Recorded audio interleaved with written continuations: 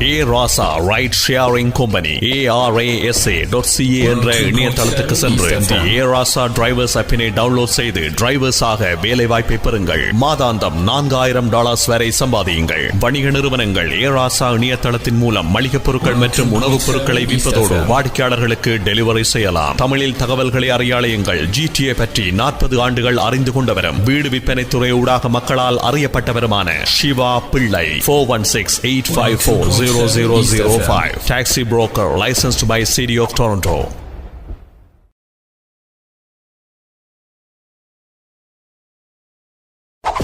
Rasa Ride Sharing Company ARASA.ca என்ற இணையதளத்துக்கு சென்று The Rasa Drivers app-னை டவுன்லோட் செய்து டிரைவர்ஸாக வேலை வாய்ப்பை பெறுங்கள். மாதாந்தம் $4000 வரை சம்பாதியுங்கள். வணிக நிறுவனங்கள் Rasa இணையதளத்தின் மூலம் மளிகை பொருட்கள் மற்றும் உணவுப் பொருட்களை விற்பதோடு வாடிக்கையாளர்களுக்கு டெலிவரி செய்யலாம். தமிழில் தகவல்களை அறியாளையுங்கள். GTA பற்றி 40 ஆண்டுகள் அறிந்து கொண்டவரும் வீடு விற்பனை துறை ஊடாக மக்களால் அறியப்பட்டவருமான சிவா பிள்ளை 416-854-0005 taxi broker licensed by City of Toronto.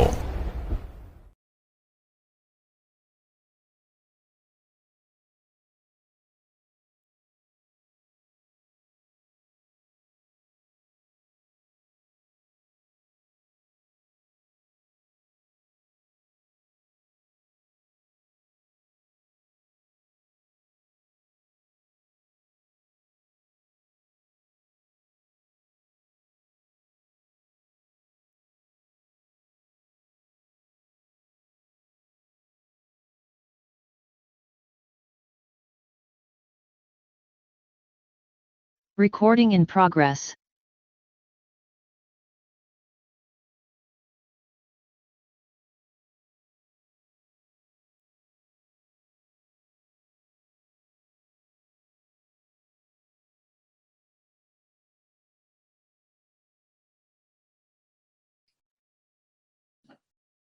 Good morning, team. We are meeting again the last weekend of January. Very cold day. It's already 1 month is gone. 2022, we already completed 1 month. I always give 10 minutes time for the grace time to talk different topic to join everyone. Today's special, the great Subhendra is one of the leading person for the social marketing. He's helping us to other companies too for the last few years, and he's here. He's available today. And he's going to give you guys from 10 o'clock. He's going to give you guys for the good session today. How to maximize your social media marketing as a real estate industry. Again, how do you make your $1 million question? How do you make millions? We had to hear prospecting. The prospecting is the one going to give us more leads, and we end up meeting more and more people. Real estate business, if we start to meet more and more prospecting more and meet more people, we have a high chance to sell. Whoever is more interesting, we can sell it faster for them. That's the way real estate. One of the prospecting method, everybody having a smartphone. Everybody's time they're spending the phone. In that case, social media is very important. That's the reason we thought today, can I arrange it for the social media marketing today for you guys. Ask, please don't be quiet. Come and ask enough questions. If anybody think you want to come in and learn as in-person lesson, book it. Ask him, and Kanam will arrange it one day, other than Saturday morning, the regular session, or even the regular session day. The regular session mostly too many people. And if 5 or 6 or 10 of you wanted to come and learn from him, we can arrange it for you guys. We are available to do it. Okay. All right. Today. I'm going to come back and say, instead of asking $1 million questions today, everybody think about how are you going to make million. Okay, divide your target income, divide by 12. Your target income, for example, your target income is 600,000 this year. Divide by 12 and see the first month is finished. Did you make that money? If you made the money, fine, continue. If not, okay, think about it. Why not? And what else we had to do it? What are the factors we are missing it? Okay, that's very, very important. At least every month you had to count your income and ask yourself. Different months cost different. Usually January month sometimes slow for some agents, and summertime is much busier. It doesn't matter. Okay, today questions, I have few questions. Please come out and ask me question. I got a question yesterday because the year end, after year end January, when it's come to January, everybody think about how much money I made this year and how do I going to report this one to the CRA and how much money I'm going to save, how much money I'm going to pay for the taxes and many questions. The interesting question, one of the agent called me yesterday and asked me, Silvana, am I going to get that? How are you going to get the income this time? Under the PREC or else under the personal name? I said, if you have the PREC, you will get PREC. Otherwise, it's going to be under the personal name. Did you register PREC? He said, no. Then the government already approved. Everybody can get the PREC under the PREC. I said, PREC means Personal Real Estate Corporation. You had to register the corporation, and you had to, many times I did this seminar for you guys. You had to register the corporation, and you had to inform the RECO. You are going to get the income from the PRC corporation, and you have to inform the office, and office is going to keep it. And whenever we give the checks supposed to go under the PRC corporation. Then only the year-end statement going to be under the PRC. PRC is not an automatic one. Okay, we started this topic. In that case, I'll go through. What does PRC mean? Personal Real Estate Corporation. Different profession get the permission from the Ontario government to get the commission under the Personal Real Estate Corporation. As I said, lawyers since 2003, medical corporation since 2003, law firms since 2004 or 5, and we got the chance for 2019, 2020, yeah. The PRC Corporation 2020 October. But you have to do, you have to register the corporation. It's a special corporation. Corporation is just one word. Different category, different corporation, non-profit corporation, charity corporation, investment corporation. For example, our corporation is a different category, but this PRC corporation have a special articles. We had to put the special articles. I know many agents bring the PRC corporation. The articles are not under the guidelines of RECO. We had to open up the corporation. If you don't have one, if you think your income is more than 50,000, I would say 50,000 is the ceiling. If your income is more than 50,000, you can register right now. And from now and onwards, what are the money coming? You had to collect under the PRC corporation. Once you start the PRC corporation, you had to get the register HST2 under the new corporate name. Okay, then everything can go under the corporation. Again, guys, our group of people, I had to tell you every day again and again, what are the income you make? 25% of your income. 25% of your income, think about the thing that's not yours. Maybe you sold the property, maybe less value, and save it. Otherwise, it's not worth to work hard and make money. But of the money you make, 30% is a good bracket. At least 20% of the income, you must save it. Whether it's coming under the PRC corporation or personal corporation. Okay. Today, whoever have PRC corporation year end is not December always. Depends on the year end. That's your accountant, whoever doing it, he can set up the year end based on one year period. In that case, we don't give the T4A for the PRC corporation. You can get the statement. You can get a statement from the office based on year end. For example, many of them started October, immediately 2020 October. That's been their PREC year end 2020, 2021 October, September, October, based on the accountants tax period, year end period. The very first time corporation, we can set up the year end. Okay, in that case, based on that one, you can ask the office. They can give you the printout for the income as well as HST. And the regular people who doesn't have a PRC corporation is going to be under the T4A. The T4A will be ready by January 15th, January 20th. Then you can pick it up and you can do your tax planning, RRSP planning, or what else you're going to do. You could go for it. And if you have any questions about the regular personal tax return side, you can ask me. You can come bring the question in the meeting, then you can ask me. I can guide you guys. The next question I have, if any questions, if you have any question, I will be here another 20 minutes. You can stop me and ask me. Okay, there's another questions. Okay, there is a question here. About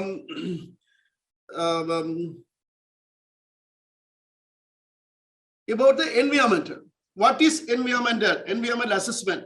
Environmental site assessment. Phase 1, phase 2, phase 1, phase 2, and phase 3. What are the properties I need to focus for the environmental assessment? Do I need to get the environmental report for the waterfront properties and the cottages? Okay, so one question is coming in different parts. Is a good question. First of all, we'll go through what is environmental site assessment, ESA.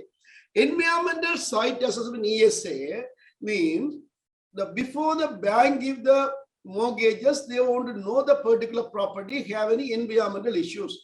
For example, if you have a residential house is a residential house. There is no environmental issues coming in that particular area. But the commercial side, if for example, if it is a gas station, they're running a gas station for years, and the gas station, the gas tanks, they're buried under the ground. In that case, there can be any leakage comes. We had to go for the environmental. And residential apartment building,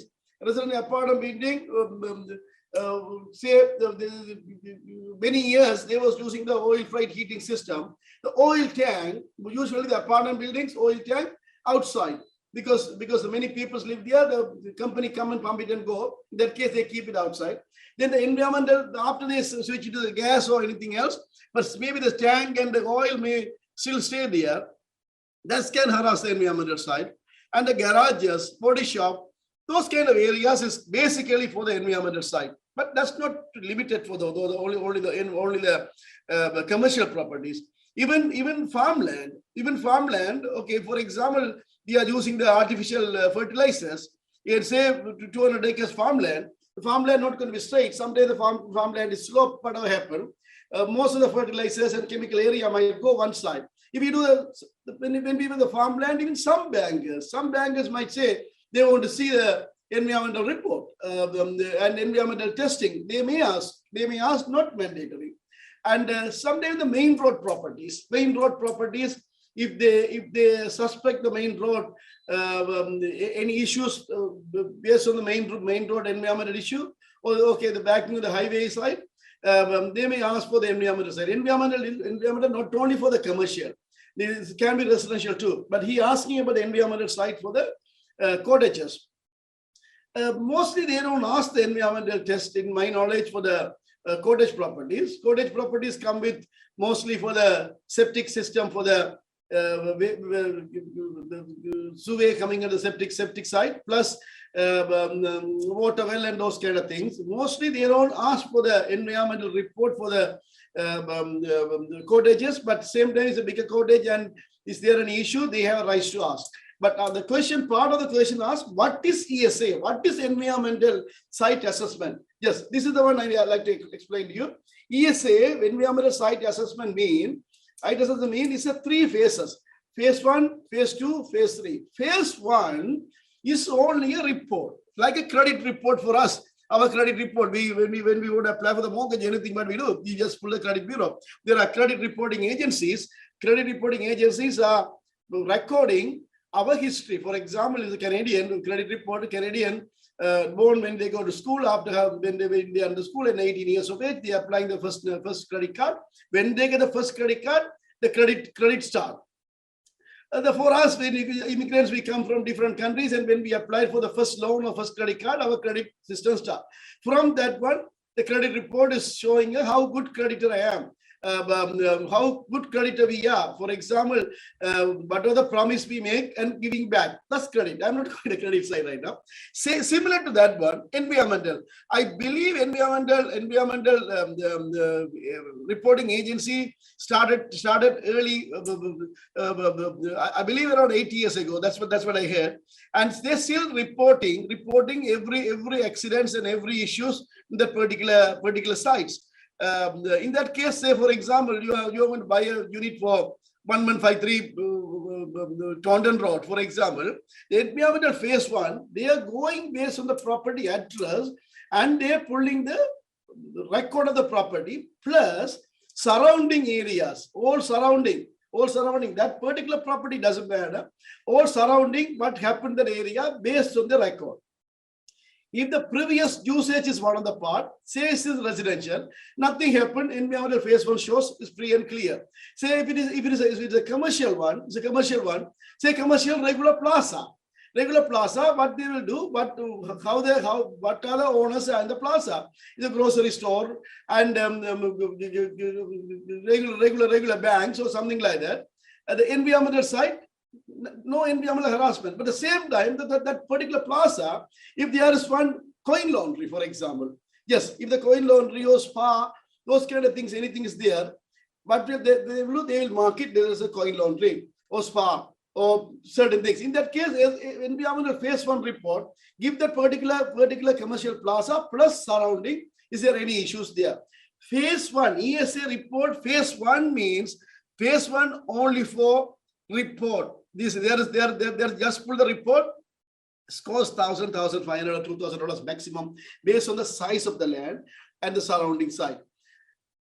If the environmental phase 1 looks clear, we don't need to do environmental phase 2. Phase 1 is a report. There's no special test. Phase 2 environmental, if anything shows suspicious, this particular plaza is a regular strip plaza, only to 8 units, but at the same time, someone used it as a coin laundry years ago, something like that. They want to come and test. What they're going to do, there are 2 tests, soil test as well as under mineral water test. That's going to show the pH level of that area. And plus they will see if there are any buried oil tanks or else any suspicious places. They will make the hole. They will make the hole and make more holes on that area. How many places they're going to make a hole based on the environmental phase 1 report.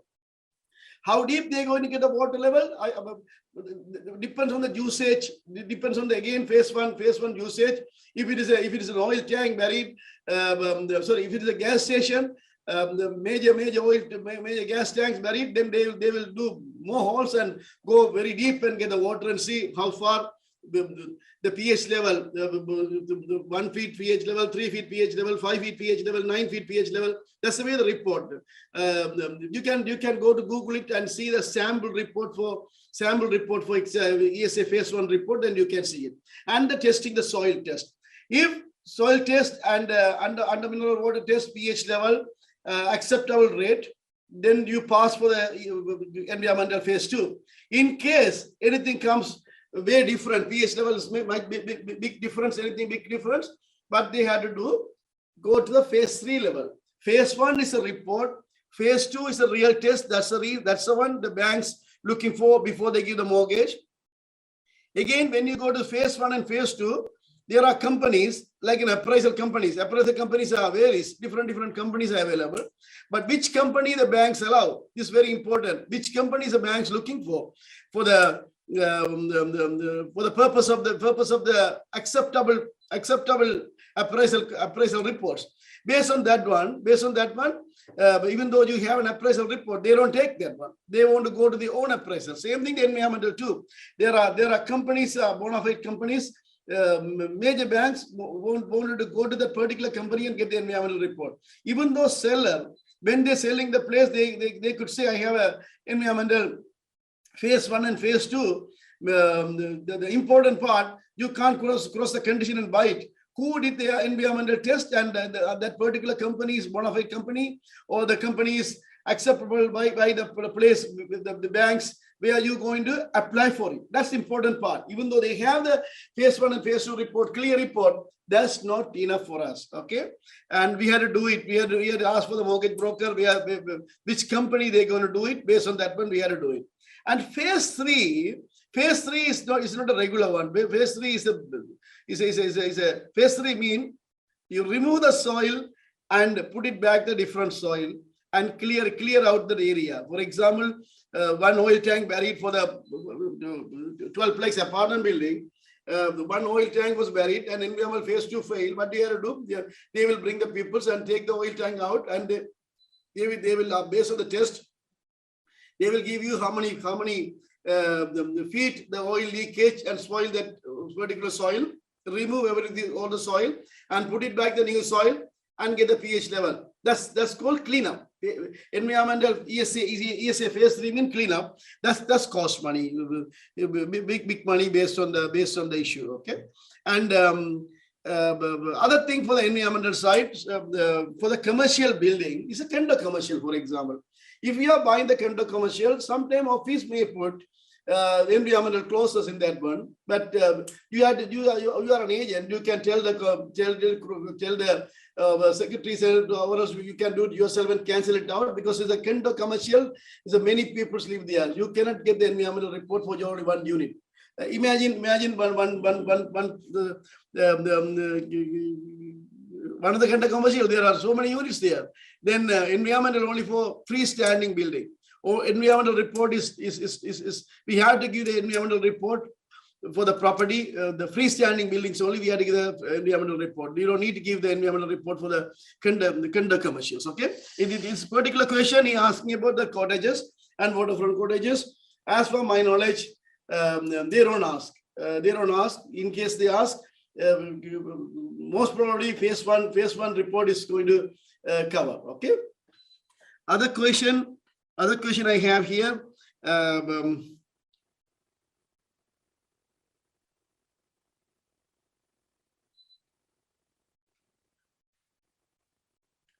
with me. Okay, pre-construction commission. Pre-construction commission, I think last week also we talked about this one. Last week, a week ago, we talked about this one. And the question came back again. Pre-construction commission calculation. Okay, for example, guys, pre-construction commission calculation, since 2010 July, every new property you buy, you have to pay for the HST. The HST based on different provinces, different ratio. See, Ontario, GST 5% for all the provinces, and PST differs for the different provinces. Say Ontario, the PST, provincial tax 8%, and provincial tax 8%, and the HST 5%, 13% HST we had to pay. Since July 10th, even though HST means that's 13%, there's no discount for the real estate transaction. Okay, there's no discount for the real estate transaction. Say, for example, you are buying for the say pick a number, you are buying for the 1 million property. Just go 1 million property these days. Okay, if you are buying for the 1 million property, 1 million property you are buying it, the builder's net cost, okay, net of HST is 1 million. That's a builder's price.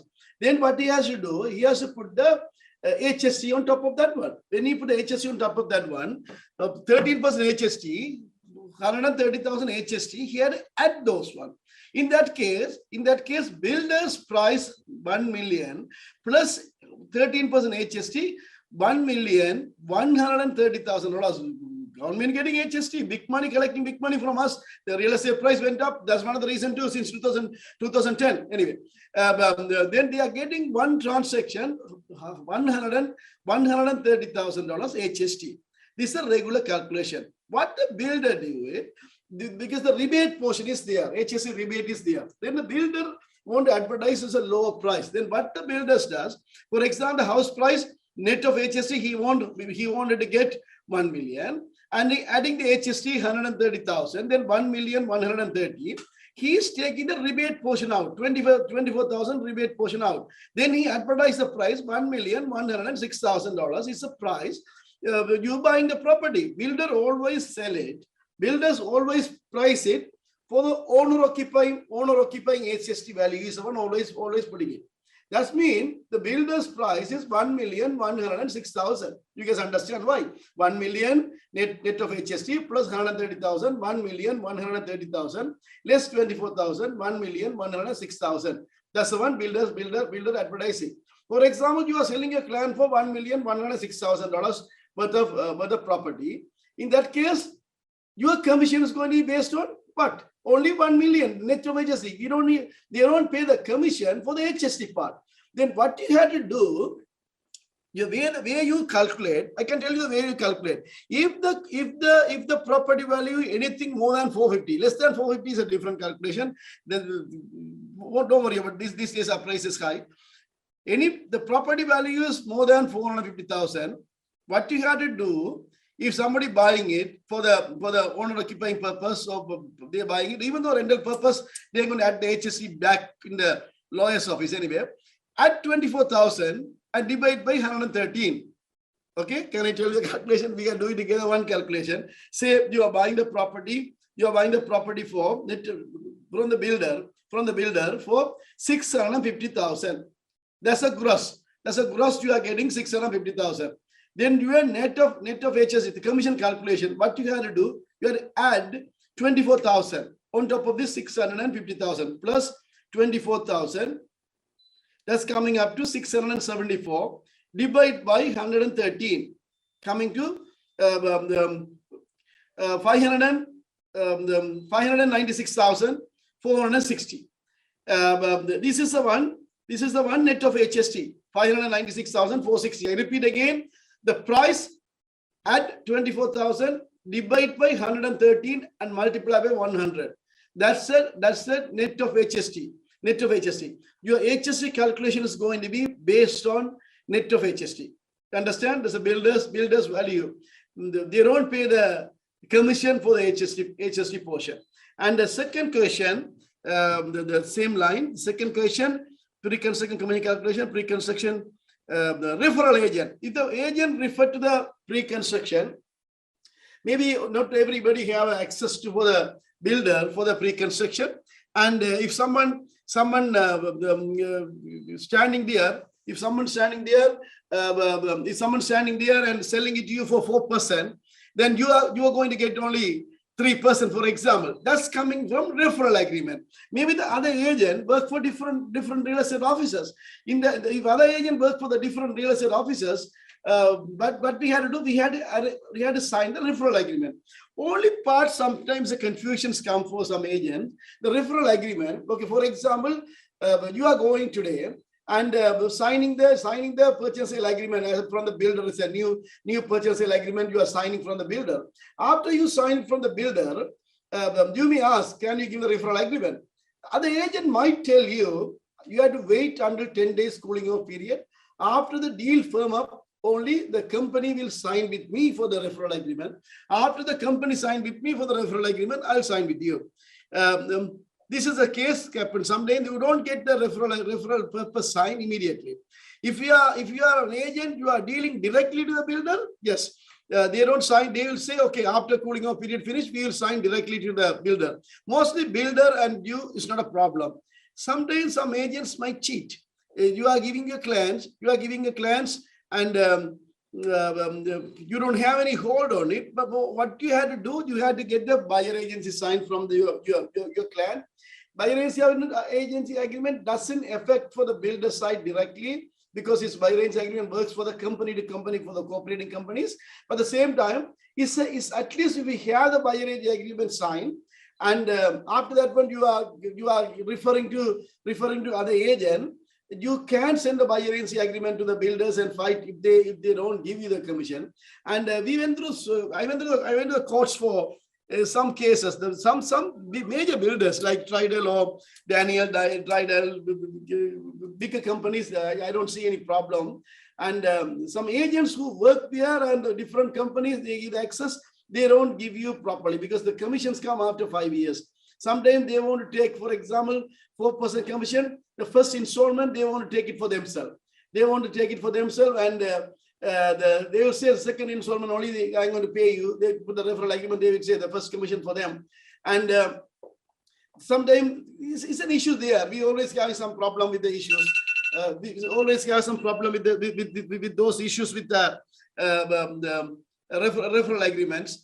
If you try to get it by yourself, with the builder, that's the way you can develop and you can get the VIP access to. But if there are no other choice, you have to go through the referral. After 5 years, you get the final commission. That's an issue. Even other problem we have for the referral. For example, you are going to sign up with one of the XYZ reality, and as a referral agreement. The builder's commission is not a real commission. Again, keep my word. Builder's commission is not a real commission. Builder's commission call is a commission advance. They pay to the company and company gives you advance as a commission advance. In case the transaction doesn't close after the finishing, we had to pay back the commission. You understand? Agents work in my office. Now they moved to different office. They already collected the commission first 2 installment. Okay, they are in a different company. The deal doesn't close. What I had to do, I had to pay back the commission. Then I had to collect it from the agent, even though he's not in my office. This is an issue. In that case, what happens? Some companies, what they do for the free construction. I know one of the good friend is a broker record for Home Life. Another Home Life. They are dealing lots of free construction located in Brampton. I don't want to use the company's name, but he doesn't give the commission to anybody. He said, okay, call the commission, hold the commission, and if they sell 10 units, okay, he'll say, okay, I can give the commission for 5 units. Other 5 units I don't want to give you, because he want to keep 50% at least. In case the transaction doesn't close, the agent leave from the business, or he moved to a different country, or he moved to other country, hard to collect. Then he keep only 50% of the. If somebody did 10 deals, 5 deals, commission, just he give them as a commission advance, and they was keeping it to the rest. Hope you understand. Builder's commission is a tricky one. When you calculate the builder's commission, I told you right now, at 24,000 of the price, and divide by 113 and multiply 100 and get the net of HST side. Referral side, yes, if you are going there with the referral side through other agent wait 10 days time to sign the referral agreement. Because he's not sure, in case he doesn't get the commission, he sign the referral agreement, they would wait 10 days. Other thing, commission payment for the partial commission. In our office, we never hold anybody. So far, since I started, agent work in my office, or he moved to different office, doesn't matter. I always, whenever I get the commission from the builder, we always issue cut the checks. But I was having a hard time because our agent listed with a different company, and the other company doesn't want to pay. Finally, I give the personal guarantee. The other 2 companies, both are Tamil companies, guys. Both are Tamil companies. And still, I gave myself a personal guarantee for the what are the commission that our agent supposed to receive in case the agent quit from real estate or transaction doesn't close. Home Life responsible, and gave it 2 different, one other Home Life, another Remax office. I gave the referral personal guarantee letter to get the commission, and help my agents to get the commission. This is for the referral side. We are still waiting for Subhendra, and he just texted. He got the traffic is coming from West End. No, Subhendra is actually going to be online. Online. Okay, then you can start. We can start. Okay. Yeah. I got the wrong message then. Okay. Sorry. Okay. We'll start. Yeah. Okay, Subhendra is online now. He's going to start for the 10 o'clock meeting.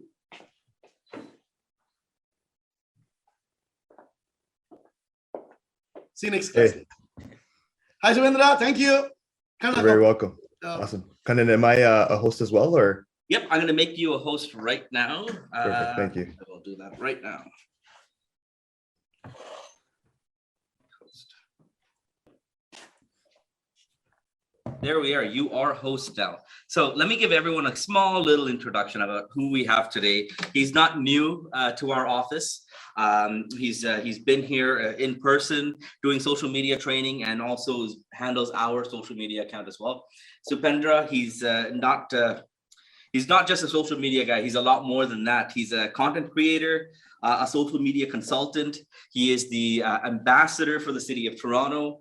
And what he does is he markets the city of Toronto across the entire globe, from Japan to anywhere else in the world. He promotes the city. He works with major brands like Pearson Airport, Scotiabank, Rogers, and he supports major political parties, and also manages their social media. He's not just a person that we go for advice, but now what we want to promote is our agents going for advice as well. As you guys know, social media marketing is pivotal in the real estate industry. Before Subhendra talks about today's topic, I just want to go through some of the things that I want to point out of what we need to focus on as real estate agents in today's age, in the 21st century, where we have apps like TikToks, Snapchat, Instagram, everything, Facebook, and all, right? It's very important that we keep in touch with our peers, our family and friends, business partners, and potential clients mainly. Social media has the power to reach hundreds of thousands of people, if not millions. So it's really up to you how you promote yourself. Remember, one of the key importances of running real estate like a business is consistency. We always talk about farming. Back in the days, that was one of the main things. Due to COVID, things are changing a bit. But remember, farming can happen digitally, and farming can happen in person as well. You can farm a specific community in a specific place. Also, you can farm a separate group of individuals online as well. The way you do that is through selected social media marketing. You can, I'm not too sure if everyone knew, but on Facebook and Instagram, if you want to put ads, you can choose who you want to reach with those ads. Are you aiming for individuals that are 25 plus, between 25 and 30 years old, or 25 between 35 years old, the individuals who are going to be first-time home buyers, or are you going to be reaching out to a different community? In what area you're going to be farming? You can even say, if you're going to be posting a $50 ad on Facebook and Instagram, you can choose if you want it to go to Ajax. Anyone that has their home address on their social media pages and they have their address in Ajax, you can farm to those individuals. Those that are scrolling through their Facebook or Instagram feed, they'll see your ad because you targeted them. There's so many things you can learn from the social media standpoint. And remember, being consistent is key in this industry. Many people feel that, they don't have anything to post on social media. They don't have the content. Remember, there's always content. You just need to be a little creative. Even if you don't have a listing, remember, there's 108 individuals on this call, right? If you don't have a listing for this month or this week, or if you don't have a listing at all and you want to put something up, you can reach out to your peers at Home Life Future and let them know that, hey, you sold that $2.4 million property for over $3 million. Is it possible I can share your advertisement? Definitely I'll mention you in there. I'll mention everything about you being the one that's responsible. But guess what? That's content on your news feed. You can simply say, my very good friend Bobby sold a property for such and such price at such and such dollar value over asking. And you can share that on your feed, and that's content on yourself. So remember, consistency is key. You have to be consistent with your social media marketing. You have to continuously post. And also at the same time, you got to provide value in every post that you put up. Now, one thing that I always do, which I'm just going to give advice for, I always think about 3 things when I'm posting any social media content. It is engaging, the authenticity, and the thought leadership. What does that mean? Engaging. Anything that you post on social media, it has to engage with the people that you are posting it for. We could be, it could be something just simple, happy birthday to a certain individual, or it could be something that is a post that you want to potential clients to see. Whatever you post, remember, it has to be engaging. The more engaging it is, the better traction or results you will get. Talking about today's news, everyone right now is posting about interest rates are going to go up, interest rates are going to go up, or either they say that today the Bank of Canada did not increase interest rates, right? That is great information. But here's something that you could do with that to engage with your potential clients, your family, friends, and other individuals that you may not know. Why don't you ask a question? Why don't you post, hey, do you think increasing interest rates will help cool down the housing market? Would it help with inflation? Why don't you ask a question and tell everyone, hey, give me your comment, comment in the comment box. Why don't you give me your opinion? That is engaging, right? Your other fellow real estate friends within the industry at different brokerages, they'll respond to you. Someone's going to see that, respond, and someone else is going to respond, be like, hey, I think otherwise, right? Engaging with your audience is very, very important in the social media industry. And that is what differentiates you from the other. Remember, there are so many, there's over 50,000 realtors in the province of Ontario, actually within TREB itself.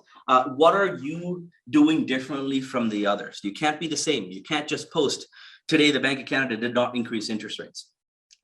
There's 30 other people saying that, making the same post. What are you doing differently, right? So those are some of the things I want you to think about when Supendra is doing our seminar today. Again, this is not his first time here. This won't be his last time here. So feel free to ask all the questions that you want. And remember, social media marketing is very important in today's day and time. Make sure to use it to your advantage. It's not just a social platform to share, with information between family and friends, but also to promote your business. So I'm going to give it back to Supendra. You take it off from there. Awesome.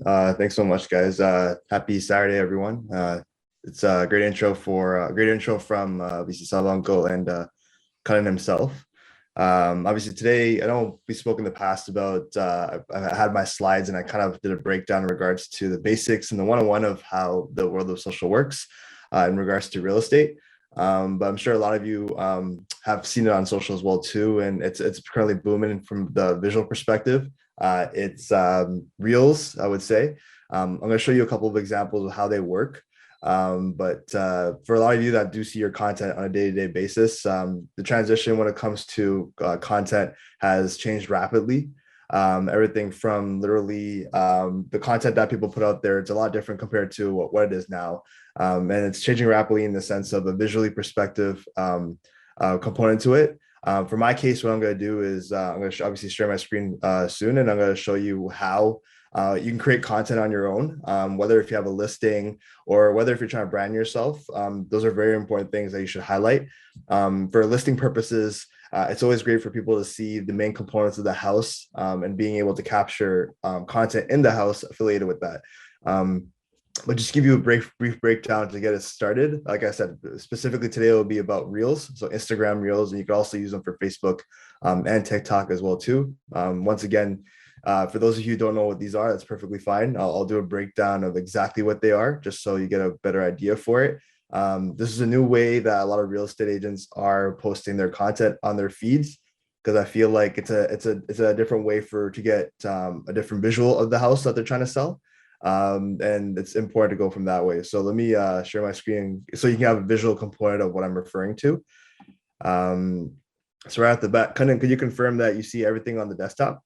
There's a lot, but can you confirm that you see everything on the desktop, Cullen? Yeah, I think we're perfect. Okay, awesome. Sounds good. So obviously I have a lot of stuff on the desktop as is, but these are all going to be examples I'm going to kind of highlight and talk to you about. Like I said, the first thing that I'm referring to for today is Instagram Reels. So obviously a lot of you who do have social, that's great. But in the sense where it's, put that out of the way, 1 second. Minimize that and place it over here. Gone. Okay, great. So for a lot of you that look at social and, like I said, platforms like Instagram and Facebook, I feel like the dimensions are a very important aspect of content nowadays. The past, a lot of people did square content. This is what square is. It's 1080 by 1080. On my phone, I'll show you exactly how to do the dimensions on that, so don't worry about it. And this is portrait. It's obviously vertical based. And recently, what I'm referring to today is Reels. So these are the ones that are a bit wider. They take up your whole screen, and it's more visually appealing. I've noticed that this has been growing rapidly within the past couple of years in regards to the content that people usually put up on their feed. A lot of people went away from posting content in a square platform to a landscape platform. This is what it looks like before. And now they're posting in this context. For you to get more of a visual understanding of what I'm referring to, I have some examples over here that you can take a look at. So as you can tell, this is shot on the phone. This is all shot on the phone specifically, and they capture all the content from a vertical perspective. So like I said, on your phone, when you're shooting your phone vertically, This is all content that people capture, and all this content you're able to basically edit it on your feed to make it look as similar as this. A lot of people do it now, and it's something that, like I said, it's growing rapidly, where you kind of give a visual component to the household, and it's going from there. But like I said, from home life's perspective, it's a little different, just because let me show you what we had in the past. Obviously, like I said, this is a square content that we have available to us, right? And then we also posted stuff in the past that were portrait, right? It's a bit longer, like I said, but Reels, it takes up the full screen specifically. So I'm going to unshare my screen once again and kind of specify how that works from a phone perspective. This is your phone. We do use it day to day, right? But like I said, when it comes to landscape is this. So when you shoot your phone from a landscape perspective, you're shooting from this angle, right? You're literally just capturing everything from a cinematic view. When you watch movies, when you're watching TV, everything's from a cinematic view because everything's horizontal, right? When you're doing it from the purpose that I'm talking to you about today, when it comes to Reels, it's all vertical, right? So you're literally, your phone is facing this way. The reason for why this new approach and this new dimension of video concept is going huge on various platforms, because it takes up majority of your screen, right? And for those contexts, people feel that whatever takes the majority of your screen, it makes it more captivating. It makes it more visually appealing. Like Uncle mentioned, a lot of people are on their smartphones on a day-to-day basis. So it's very important to captivate that visual perspective from your iPhone or your phone specifically. Like I said, these are specific content that you capture if you have a listing, or even from yourself, if you're trying to promote your brand as well too. Whether if you're recording yourself from this perspective, it makes a huge difference from a visual perspective, just because it's changed dramatically within the past couple of years. And like I said, people used to shoot like this, landscape. It's great. However, from a phone perspective and from a visual perspective, this is the new component that went about it. In my context, I shot a video recently at another house that was for sale this past week, and I had captured some content from that. So today I'm going to obviously do a brief outline of how that works, the apps you can use to edit your videos. It's free, but like I said, premium, you pay the extra couple of bucks a month on their perspective. It's very straightforward, and it's not that pricey either. But these are certain things that you could captivate yourself, whether if you have a listing, or whether if you're just trying to do top 5 specific ideas or something that you have in mind related to real estate, that'd be great. But like I said, from a branding perspective, it won't hurt to go from there. In your case, everyone has a smartphone. That's checked off. That's simply fine. But there's various other equipment that I would suggest you consider getting, just because it could make a huge difference on yourself. I'm going to share my screen once again to kind of highlight what they are. One great item that I use on the daily is definitely, smooth this down a bit more, the Osmo right here. So this is an item you could definitely consider. Any potential item, phone stabilizer, like literally, if you take a look at it, these are a couple of options that you can consider. There's various options online that are reasonable pricing, and honestly, it's not that hard to learn how to work it. From my personal perspective, these are things that do really well. The reason for why people use this is because it keeps your phone from shaking. We're human. We're more likely to not have sturdy hands. So this component is literally an item that you can use to record your videos. This one individual right here, you could tell right away he's using it, right? He has a stabilizer on his phone. He's showing the concepts of the house, insides and the outsides. He's letting people know how much it goes for, how much spacing is in it, the lighting in the house with the pot lights, the kitchen with the island, right? These are various components that you want to highlight when you're listing a house. And that's basically what he's doing in this photo, right? And all he's doing is literally has that phone on a stabilizer, which is one of these guys, right? He has it on his phone. He's shooting this way, right, vertically, and he's literally capturing the components of the house. So this is definitely an item I would consider that would be helpful. Another additional item that I would consider is a phone tripod. Like I said, in your case, these are items, yeah, obviously you're paying for it, but they're literally items you're going to be using for a long time. And there's stuff that really help you out. And like I said, they're on Amazon. They're very affordable. They're not that crazy expensive or anything. Very simple stuff. Since right? you're on this topic, Supendra, Yes, I just want to say, like what Supendra is showing right now, many of us are seeing it. Many of us are seeing it now. It's getting more prominent. Taking a picture, calling your photographer to do what's it called, the videography, the walkthrough of the property using Matterport. Those are common things that we do when we're listing up a property. Now, you can share that on your social media page, not a problem at all. In the US, in Europe, the reels that we're talking about, what Supendra is showing here, is something that was exploding in the last 2-3 years, let's just say.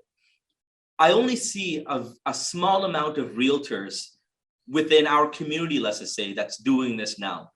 Again, like one of the great examples that Supendra is showing us is all American real estate companies. Majority of them are in Texas and et cetera, California, LA. But you know, there are a few real estate agents doing that here.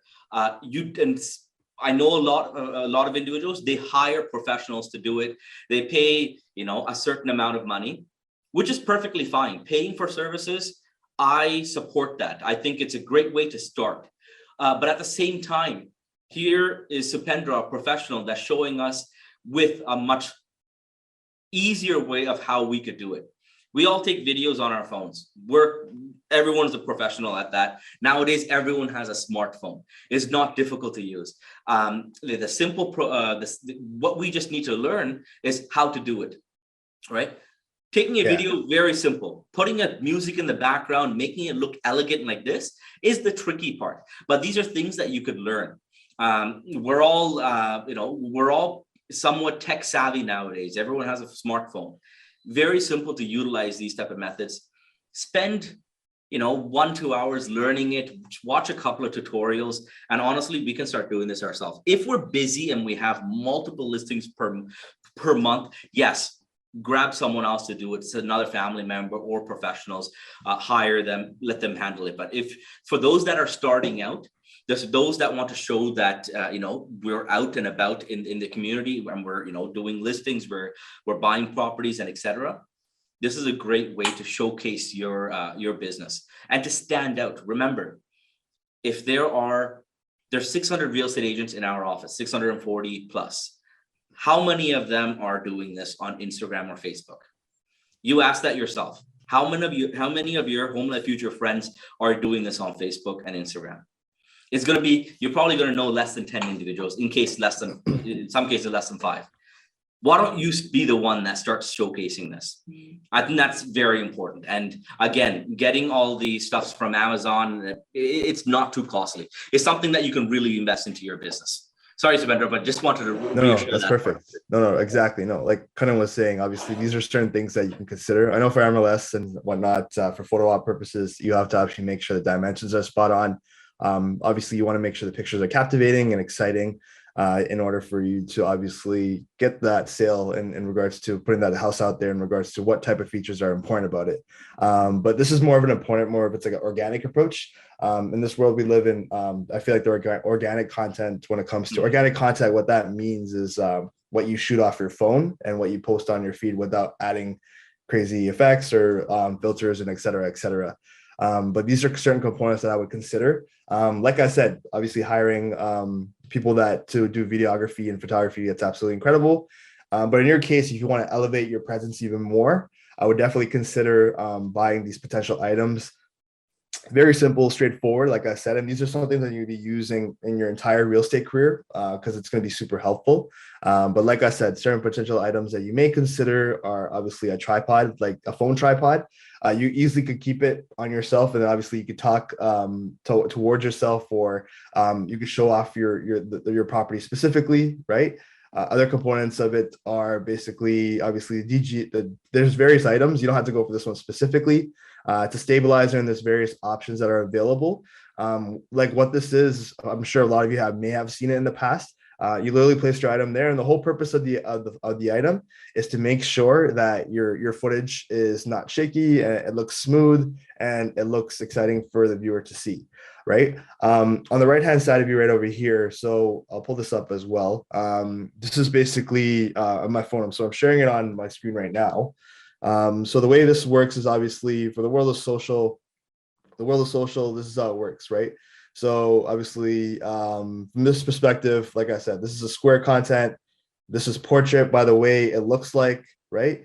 But so when it comes to vertical, it's a bit different, right? So like you're looking at content, I'm not sure what's gonna pop up here, but that's vertical, right? Like I said, as I was explaining before, it takes up the full screen. It looks a bit more exciting. And it kind of highlights the purpose of what you're looking at. I personally feel like this is a new way and it's growing tremendously. Reason being is because it's showing you the more of a visual component compared to what you would see when you see something from a landscape type of content, right? Landscape type of content would be basically something along the lines of a bit more vertical, like it's a bit more stretched out, I would say so, right? But like I said, I'm going to take you to a couple of apps that are like I said, free. If you want the extra items, they're literally a couple of bucks a month. It's nothing too insane, but it's for your business. It's great. So these are certain things you can consider. One of them is called Splice. It's the very bottom one right here for you guys if you want to check it out yourself. It's a platform where you can create your own content when it comes to videos and that you capture. In my case, I caught a few content from a household specifically recently, and these are all footage that were captured, right? From a specific property that I captured. Like I said, the kitchen, the rooms, the renovated washroom upstairs. These are certain things that organic content you can capture. The living room, right? The basement living room, et cetera, et cetera. So I have this content available for us today. Using that content, I'm going to be putting it together and showing you how a reel works. So once again, feel free to download the app when you can. It's called Splice, right? I'm going to click onto that right over here on the bottom right corner. It's going to take me to this page. So when I get to this page, I'm going to click New Project, right? And when I click New Project, you're going to see the videos that I captured relevant to the reel I'm trying to capture. So these are all the clips that I captured from that specific listing, and I'm going to be using that for the video. Right when you do that, you have all these this content available to you. You're going to click next right after that. Once you click next, you don't have to worry, but you get the option of basically figuring out your format. So these are, like I said, the dimensions that we're talking about today. The aspect ratio at the very bottom right here. This is what tells you basically what dimensions you're looking for, right? So I'm sure many of you have heard of TikTok. Again, this is another option you can consider, which I'll elaborate a bit further.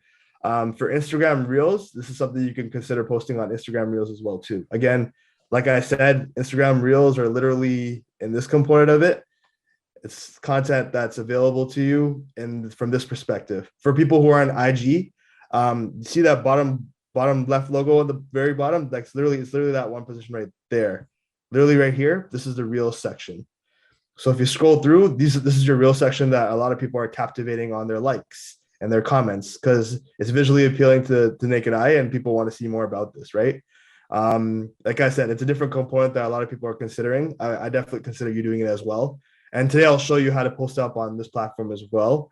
For many of you, maybe the first time you may have seen this, but it's very interesting to learn about. We're going to go back to Splice right over here. And like I said, these are various dimensions. So we're going to do the Instagram Reel, which is right over here, right? We move that aside right over here. So we want to do that one. So aspect ratio, we're clicking on Instagram Reels. You go over there, you go create, right? You can pay for this later on if you're interested. These are various types of subscriptions that they have. It's not that crazy, especially if you're doing it on your own. You're literally going to this section right here. So right here, automatically, they have all their clips ready for us. So the beauty of this part is that this is at your fingertips to make it how you want to do it. In this case, this house specifically is located in Scarborough. It has 3 rooms and three rooms upstairs and 3 rooms downstairs. So what I'm going to do is obviously highlight the kitchen. You're going to highlight the kitchen. You're going to highlight the living room. You're going to highlight the rooms, and I'm going to add text on top of that as well too, which I'll show to you guys as well. In this case, the beauty of this part is that, like I said, you want to this is all captured from the phone. So when you capture these various moments, you could play around with how fast you want to go about it, the filters on top of it, et cetera, et cetera. So at the very bottom over here, we have various options we can work with. A lot of, like I said, a lot of them are, there's one affiliated with text, there's one affiliated with effects, music, which you can do. For music, you don't have to worry about that because you can do it on Instagram. That's perfectly fine. You could do title, sounds, etc., etc. So when you click on these various, so I'm gonna go on to the first clip right over here, right? I'm doing this as slow as I can so you can understand what I'm doing. This is the first clip right here. So say for instance, it's a view of the kitchen. If I click on that view right here, I could speed, these are various options at the very bottom as well. For instance, speed. Sometimes if you want to make that part faster, you could do that by the bottom part right over here. Literally, this is the original speed of the video is this speed. However, if I want to make it faster, I can go ×6 or ×7, and the video will move a lot quicker. Right? That's too quick. So you obviously want to take it down a bit more to like a 4, and you could test to see how you feel about it. So you can go back to that one. And if you want to play, see, that's a lot smoother. And then you can show people, if you want to trick it down a bit more to 3, you can do that. And then the next case, you want to work on the next one as well. So the next case, this clip right here, if you could also play around with the speed for this one as well. If you like the soothe setting, that's perfectly fine. You can keep it at a 1. However, if you want to spruce it up to like a 2 or a 3, by all means, you can play around with it.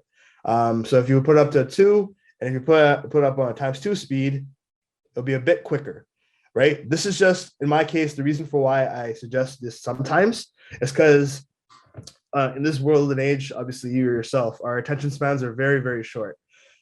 We want to see everything that's very captivating in that visual presentation within 5 seconds, roughly. From a statistics perspective, they actually did research on this specifically, and they stated that if you look at a reel or if you look at a post for less than 5 seconds, and if you're not interested in it, or if it doesn't glue to your eyes, you're basically going to go to the next post, right? So you want to make it visually exciting. So that, in my case, what I do is I shorten these clips a little shorter, so you're not taking too much of the consumer's time when it comes to watching the video, right?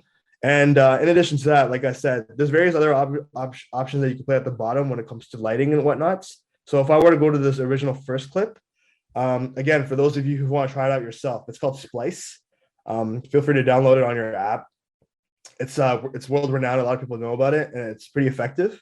Like I said, feel free to download it on your end and see how you feel about it. If you're a fan of it, if you have some footage yourself, feel free to test it out. It's all about trial and error specifically, but it's really good in my case. In addition to that, we have these bottom items over here. Filters I wouldn't consider, just because you want to make sure that the house looks as organic as you say it as it is. So when the consumer comes to the open house, it doesn't look like it's something else, right? And there's certain ways of going about it. When it comes to adjusting at the very bottom over here, you literally can highlight certain things of the video. So say for instance, I like this video, but I want to make it a bit more bright. So if you want to make it a bit more bright, you go to exposure, and then you literally lift it up a bit more, and you make it a bit more appealing. In this case, the beauty part about this is that you can do this on this app, or you can literally go to your iPhone apps and do the exact same thing in your iPhone as well. So right here, this is the exact same footage that we're working with, right? In the bottom right corner where it says edit, you have the opportunity to basically edit the video in regards to the filtering of that specifically. So if you want to make it a bit more exposed, you can make it a bit more brighter, right? Obviously not too intense, but you obviously don't want to make it too dark. So you want to find like a reasonable element that makes it a bit appealing, right? And say for instance, these are various components you can play around with. Like I said, I'm not going to go through all of them. However, there are various options that you can use to make the footage look a bit more appealing. So it would consider more people to reaching out and talking about your listing, right? These are potential options you can consider. Like I said, if you have someone that's capturing this for you, which is great. But in your case, if you're trying to do it more towards an organic approach, these are various options you can consider. Like I said, in my case, what I usually do is I don't play around with the other options. You could if you want to, but it makes it less natural. So I usually play around with the saturation a bit more to make it pop a little bit. And then obviously in the case where it's like brightness, you want to play around with the brightness as well to make it a bit more exciting. Like I said, this is built into your iPhone. that's the beautiful part about the iPhone, is that these are all content that you can capture from your phone, and you can edit it yourself by going to edit, going into the second option right over here at the bottom. I'm clicking this one right here, and you have various options into making your video a bit more exciting and appealing in a way so people could see it. So this is built into the iPhone, which is great. I'm sure the Android has it as well too. It's the exact same thing almost, right? However, if you want to do it in this app, you can do that as well too. At the very bottom, it gives you options in regards to how you do it, right? So it gives you options on how you go about it. So if you click that clip, and if you go to adjustments, you have various options you can consider. If you want to make it a bit more, this is in the sense where it's like warm, like it makes it either yellow or it makes it bluer. Sometimes in the households that you're working in, sometimes they may have incandescent light, sometimes they may have fluorescent light. So you want to obviously not make it too yellow, because if it's yellow, it sometimes some people don't appreciate that. You want to make it more towards a natural soothing color, right? So you can play around with that as well too. So these are various options you can consider when it comes to that specifically. And then this is the next clip right here. This little horizontal hourglass that we have over here. Basically, the way it is that's considered like the transition button. If you click on that button right over here, you have the option of providing various type of transitions in between. So say for instance, I was interested in doing like a glitch, right? So when you do a glitch, it takes you to that component, and when you go into the next clip, it adds like a glitch to the next one. Obviously, in your case, you want to do a bit more soothing, right? So like that way it might be a bit more cooler, just it's adding an extra feature to it, right? So like in that case, it'll be like boom, right there, right? It makes it a bit more appealing compared to not doing anything at all. Where if you do nothing, it just goes to the next clip and next clip. But if you want to do blur in, out, it takes it to that next clip right there, right? So it adds more of a feature to it. So it makes it a bit more soothing. And again, this is all video editing on your phone, so it makes it a bit more appealing. And like I said, when you go on this app platform right here, you're going to be able to see when you're going to be able to add music on top of it as well too. And I'll show you how to do that once I finish this off. So like I said, this clip right here is the bed. And then right here is transition. You could add a different transition here as well too. Right here, it's the washroom. For all of them, I'm not going to play around with the coloring since I did it for the first one, but you know how to do it for the second one as well too. So it's pretty straightforward. Like I said, you literally go up there and you go to adjustments, you go to exposure, and you're increasing the lighting a bit more. When it comes to saturation, I want to make it a bit more, the colors pop a bit more, so you can do that as well. When it comes to temperature, you can tell it's a bit yellow in this room, so I could change it to less yellow or more yellow depending on what you want, right? So these are various options you can definitely consider. So that's the next clip for that one. And then this is the washroom. We'll play around with that one as well, make the brightness a bit more higher, right? And then you can play around with the temperature of the washroom to make it, in your case, obviously you can tell, like, I'll show you what extra yellow, that's yellow. Obviously you don't want that. And this is super blue on the other end. Right? It's not that bad, but however, you want to make it a bit more neutral, right? So when you go in that context, you're making it a bit more neutral where you can understand. It's like I said, you want to make it appealing to the eye, but you don't want to make it seem extra fake as well, because then that's the beauty of this as well, is making it look like it's real, but at the same time, you could add some extra filter on top of it and it won't hurt. Right on top of that, you go to the next clip right here is transition. You can pick any of these guys. These are various options you can consider. So like that's right, like this. Right? There's so many different ones. You can play around with them on your own time. Like that, it moves it to the next one, right? In this case, what you're doing is if you have something along those lines, you can go from there. I believe we have a question. Kanan? No, I think we're good so far. Oh, actually, Delano. Yes, Delano. Good morning, Supendra. How are you? Great, yourself? Very good, very good. Supendra, when we are doing the pictures and the image sharing, I hope my sound is good. Yeah, go ahead. Okay, yeah. So when we're doing the image sharing and we're looking at our clients and future customers looking at these images, is there any way for us to capture the amount of time they either slow down an image or the amount of time they focus on one image? Yeah, so in that case, what I would definitely consider for that stuff is In this house specifically, the main component of the house was the kitchen, right? Because they renovated it. So in your case, what I would do is in the video's context, I would highlight the major stuff about the house at the very beginning of the clip.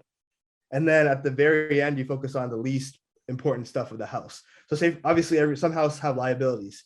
This house, it was a little different. The inside of the house is incredible, but the outside of the house, the exterior is not the greatest, right? So as you could tell from these images, I mainly focused on the inside of the house, right? And then at the very beginning and at the very end, I'll probably add a clip of the outside of the house so they could see what that looks like, right? That was the liability of the house, is that the exterior wasn't the greatest, but the inside they renovated completely, and it looks a lot different compared to what it is now.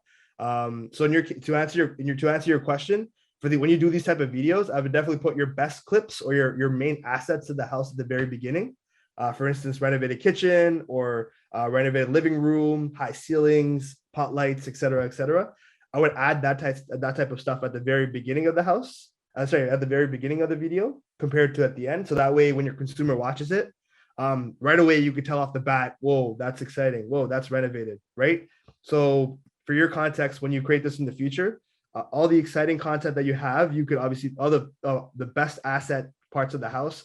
Make sure you put that at the very beginning of the house, right? And then everything that's not as much of an asset, you can place later on in the video so they could see it later on. Does that answer your question? Yeah, for sure. But I was just curious, Supendra, like when people do look at the house, there are certain rooms that draw more of their time, or they might freeze it or pause it. Because is there any possible way for us to record that attention span? The reason I ask is once the house is sold or once we have shown them, we've realized that there's something in that house that particularly grabs their attention. We can use it. We could use it later on when we are marketing ourselves, right? Because we know somehow that attracts their attention, right? The people's attention, that is. Yeah. From attention span, I know what you're talking about, like in regards to seeing how, like what part of the video they like look at more. For that case, YouTube is the way where it shows you like if for YouTube's case, I know they do this analytically, where it shows you what part of the video people usually tend to stop at. YouTube has a great way of a format, and they have an in structure format that they do for that. I know, but for Facebook and Instagram, they don't have that component where you could see where they stopped at. In your case, though, another solution for that is for your caption, the caption obviously at the very bottom over here, you could highlight what was your favorite part of this house. Let me know in the comment section, right? That's another way for you to kind of build the consumer data to figure out what part of the house people were a fan of. But I know what you're referring to. You want to kind of know what part of the video they like the most, or what part did they look at most, right? Absolutely. So it just kind of not just for that house, but in future too, we know, okay, these things are popular. Let's spend a few more. Yeah. Okay. Exactly. Good. Yeah. So in your case, it's even like your clients, right? If you find certain clients are a fan of, you could ask them on your end too. There's no harm in hearing from them, right? They'll be like, oh, like when you watch this video, what part of the video caught an eye to you? And then they'll obviously tell you, oh, I was a huge fan of the washroom, right? The washroom looked great, right? Or I was a huge fan of the open concept of the living room, right? So these are various things that you can definitely ask them. So for future purpose, when you create content, you'd be like, oh, I know previous clients were a fan of the open concept. Let me focus more on that when I do my next video, if that makes sense. Just to add in, great question, Delano. Thanks for asking. Just to add in here, I think we've seen more than enough homes in our lives to know exactly what parts of the home is very beautiful. In these type of cases, I would always encourage you guys. Now, don't get me wrong when I say this, but U.S. real estate agents, right? The ones that sell properties in Malibu area, one that sells properties in LA, California, Texas, surprisingly Texas as well. Take a look at some of the real estate agents that are doing such a great job on social media there, right? Look at this one, Dallas, Texas, in California, that property. Gorgeous property. Of course, the price is amazing. The open conceptness, beautiful stairs, kitchens, washrooms, pond, waterfalls, elevators, wine cellar, Those are amazing little attributes of a home that really captures someone's attention. If I'm going through my social media page, I don't care about how the bedroom looks or what type of color theme they have, but I do care about what type of accent wall they have. Instead of having a headboard on your bed, having a bedroom headboard, instead of having a headboard, having an accent wall, how beautiful that accent wall is. Is it wallpaper? Is it wainscoting? Those type of things.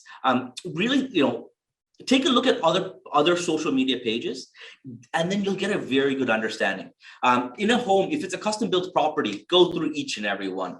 But in your video, if it's an 8-second video, think about it. If I'm on a Sunday afternoon, I'm scrolling through my social media pages, I'm not going to be watching every single post, every single reel. No, I'm only going to see I'm only going to see a video thoroughly, fully, if the first 2 seconds captures my interest. I'm not going to watch a video if the first 2 seconds is not interesting for me, because I'm assuming that the remaining is not interesting as well. So if I see a house that's showing the bedroom first, that's showing, finished basement, no, I wouldn't really look at that. However, if I'm scrolling through a house and it's showing me the textured details on the walls in the bedroom, and then it only spends a half a second on the bedroom and then goes into the open concept kitchen, open concept living space, that captures my interest. Everyone is different, right? So every viewer, everything that you post, the viewers that you're posting it for, they would have different interests. Again, you want to be as vast as possible with the type of content that you're putting, because there's going to be different people that want to see different things. Some people don't care about elevators. Some people do care about elevators in a home. To me, I think it's pointless. You can just walk upstairs, you can walk downstairs. Doesn't matter if it's a 12,000 square feet home. But a nice large backyard, that's something that would interest me. Having a built-in barbecue area and a lounge, a heated indoor pool, that one I'll spend 5 seconds, 8 seconds looking at. Everyone has their different interests. Make sure you highlight the best parts of the home. Best parts is very objective, not subjective here, or could be either or, depends on how you look at it. But choose what is mostly interesting. Again, no one is going to sit there watching your entire video every single time. You got to grab their attention. So put something that is unique. Like if you're going to put up a reel, like what's the average time? How many seconds is a reel, Supendra? 60. 60 is the longest. 60 seconds. Okay, so you got a minute here. You got a minute, but usually people tend to make it a bit, at least 30 seconds or so, roughly. Yeah. Exactly. To me, if you have a house, I would say your one post or one video, one reel should not be the entire house. That's just my opinion, right? I would say there should be one reel or one video that is going to be highlighting some of the amazing parts. Like walking up to the front doors, double door entrance pulls up, and then you take a video of how high the ceilings are, if there's a beautiful chandelier, and then you go into the living space, the family room, and then you show the open concept kitchen with the spiral staircases going up.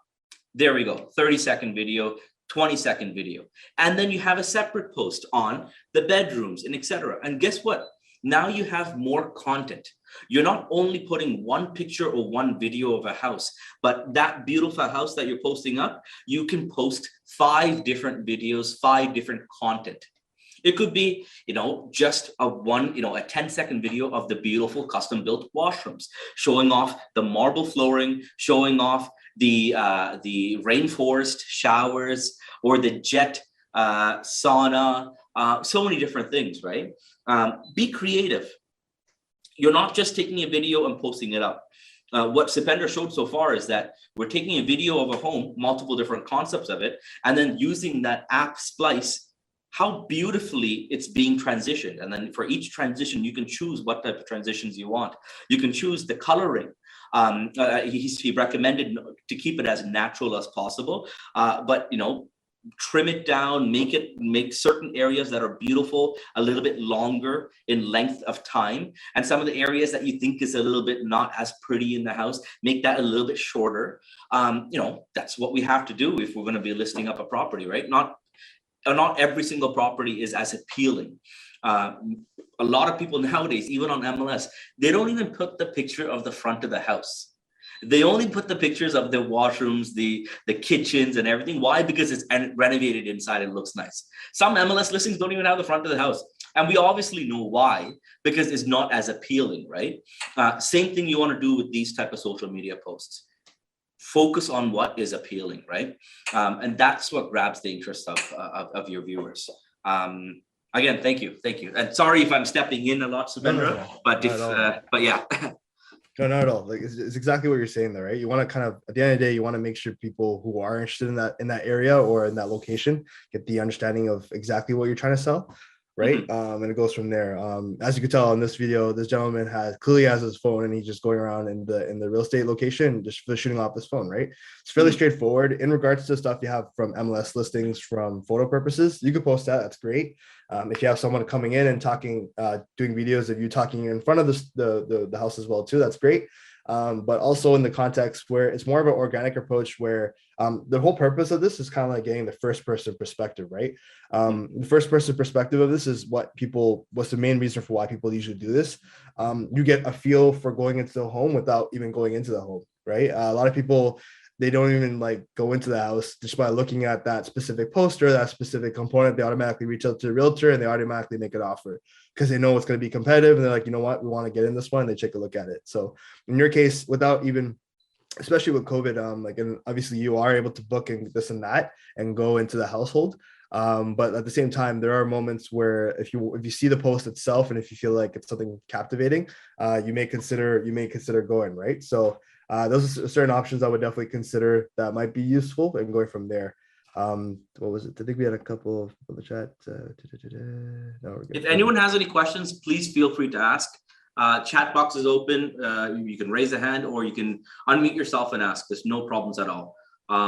If you have any questions, again, this is not the first time or the last time Subendra is going to be here. There's going to be a lot of content that he will help us with understanding and learning.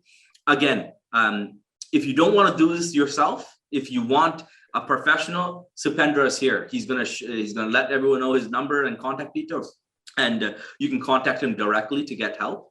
I've spoken to Subendra about creating a package for Home Life Futures agents and giving good prices on social media content, training, and etc. We'll speak about that. And again, remember, if you need professionals' help, I always recommend getting. I'm always a person that would pay for advice. Because some advice you can get free, as in the way we're getting it right now, but certain things it's worth paying for. This is our career. This is not just a job for us. We're not doing it for 5 years. We're doing it for the rest of our life. We have to know everything inside out. And then after that, we can start doing it ourselves. Simple as that. Again, thanks. You're very welcome. So just to go on, elaborate a bit more on the video itself, like I said, you can get the app yourself in regards to going about it. Well, asking a question, and can I use a drone? Is there any registration? Yeah, for that stuff specifically, it has to be registered in order for you to use it. A lot of people use it without that. That's to your own discretion. If you get in trouble, that's up to you, obviously. But I suggest getting one. It's pretty important to have one, just because you don't get in trouble. And even if you want to hire someone that is able to use a drone for you and they have a license to do so, to capture the house and the location, by all means, that's up to you. But at the same time, I wouldn't consider flying a drone if you don't have the license for it. Thank you for that question. I'm just going to add to that one. Yeah. There's certain things that we could do on our end, taking videos, taking pictures, using apps like Splice and various apps. And then there's other things that honestly, I feel that we should let the professionals do. Drones, yes, in certain areas you can't fly it. There's many restrictions. You can get in trouble. You may need a license. You don't need an aviation license, that's for sure. But if you want to get one, that's great. I have a drone. I don't use it for real estate purposes. I just use it for many other purposes, especially when we're at the cottage, getting nice videos, content like that. Again, if I was listing a property, the person that is going to be doing my virtual tour, the 40 nice, beautiful shots of the home, I would pay for the extra services of them taking the drone up and giving a nice aerial view of the property and having them do a couple of videos with the drones as well. Again, if you want to grab a drone yourself, that's not a problem. It is a pretty hefty investment. Some cost $500, some cost over 1,000. And learning to fly it, learning to use it is one other thing. For certain things, I'm thinking of the way what Salvana would prefer, and I know that what he would probably advise individuals, if you're going to a level of taking a drone, if it's for your own pleasure and everything, that's great. Other than that, I'll just pay the extra $50 or $100 to my video and photo guy that's doing the photos for the listings. I'll pay him the extra or him or her the extra to do that content. That's about it on my end. Yeah. No, it's definitely good to have, because obviously it's a different component to showing the location. For a lot of people, especially if you're not familiar with the area, like it's great for you to kind of see what that area is all about, whether it's Markham Steels or et cetera, et cetera. It's good because you want to make it as visually appealing to see, especially if the exterior of the house is beautiful.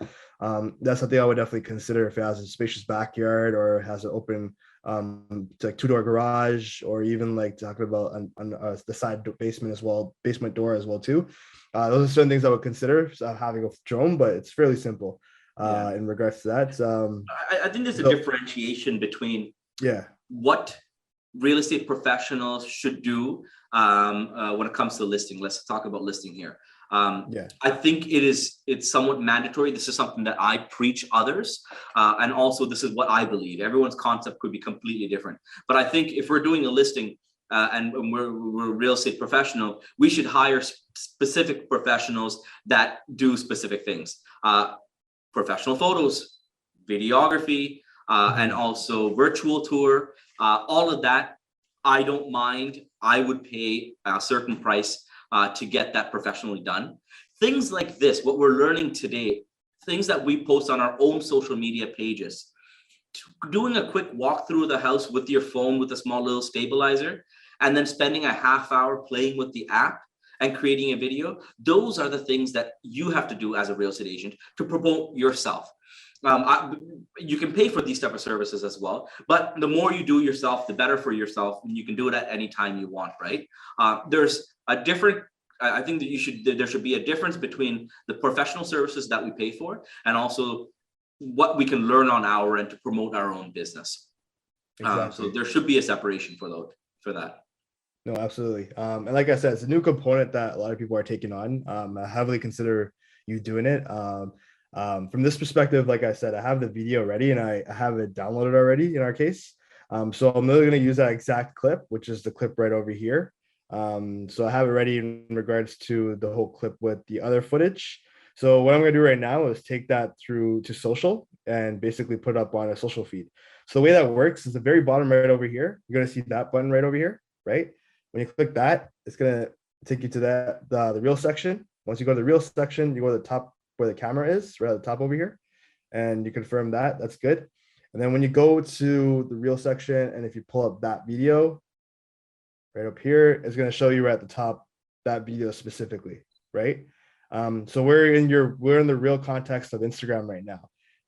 So this is a cool part where you can add text, add music, add various components to it. So right up here, clearly, as you can tell, you're playing around with the audio, so you can add music on top of that. You can add text on top of this as well too. So say for instance, if I wanted to say spacious kitchen, right? So you can do spacious kitchen. You play around with the text. You can do whatever type of font you would like. On this end, right over here. And then say for instance, I want to change the color up. A lot of people have your own branding and your own color. You can keep it simple as is, right? So you can do spacious kitchen right at the bottom. And the beautiful part about this is that you can play around with the timing of how long you want spacious kitchen. So the way I did that, I'll take you right over here. So when I type that, this is the text specifically. So now that I have the text available, you kind of want to make sure it's in a context. So see at the very bottom right over here. I know you're watching from here. Let me put over this guy. It's out of the way. There you go.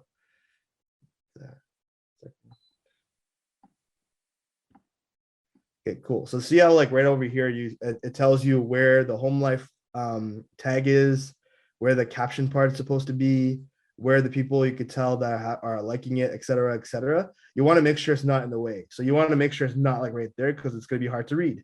You don't want to make sure it's right there so it's hard to read. So what will you do is make it obviously a bit smaller, place it above there so people could still read it and it won't get in the way of everything else, right? Another part about this cool thing is that you can also control how much time that you want spacious kitchen to be up there. So obviously you don't need spacious kitchen up for the entire part. So again, this part I'll show you again. Let me get out of here. At the very bottom, you're going to see that part right here. These are your texts, right? You click on that and then you can move it according to where you want that part of the video to show. So spacious kitchen was just that part right there. And you want it to stop right there, right? And then now when you go back to the original video, it would show you exactly where it was. So it's going to pop in the side corner over here, spacious kitchen, and it's going to disappear now because now we're going to, and now we can do open living room concepts, something along those lines, right? Right over here. And then you can do another text to affiliate it with that. So right on top of that, you're going to go up here, so open living room concepts. I'm just writing it here. I'll obviously make it better later on, but if I want to do it on my own, but you literally have that in that context and you place it over here. Open living room concepts, you want to make sure it's in the open living room part. So you go to this part and you literally play it, you put it in that section. Obviously for this part, I would make the clip from a wide, I have wider angle clips. However, I'm using this clip right now. So you literally use open living room concepts for that part right there, and then once it comes to that end, you don't need it anymore, so it's gone. So once again, let me show you how that works. So like literally, let me move this back, let it run, and then the other, so like once again, so this will show you. So spacious kitchen, right? And then right after that, once that wraps up, you're gonna get the other one, which is gonna say open living room concepts, right? So this is also another text that you're adding on top of it. For the entire video, there's literally tons of spots where you can do other text on top of that. Like I said, in this house, there's 3 rooms and 3 rooms at the top and 3 rooms at the bottom bungalow. So you can literally specify 3 rooms top floor, 3 rooms bottom floor for text wise. For washroom, you could highlight the fact that it's a spacious washroom that was recently renovated. So you could put text on top of it saying, washroom recently renovated. It has a nice shower head, so you can highlight that as well too. This is the kitchen. You can talk about appliances were updated, right? So you add text on top of that, literally. And these are the various components of the clip that you can highlight to specify the main parts of the house. Like Delano asked, like obviously you want to highlight the great parts of the house before you get to the parts that are not as exciting, right? Obviously, in your context, it's important to showcase exactly what's in it, right? This is why I pulled up some examples in your case to kind of show off exactly how they are as well too. These are in the States. Obviously, they don't want to get anyone here. It's just easier that way.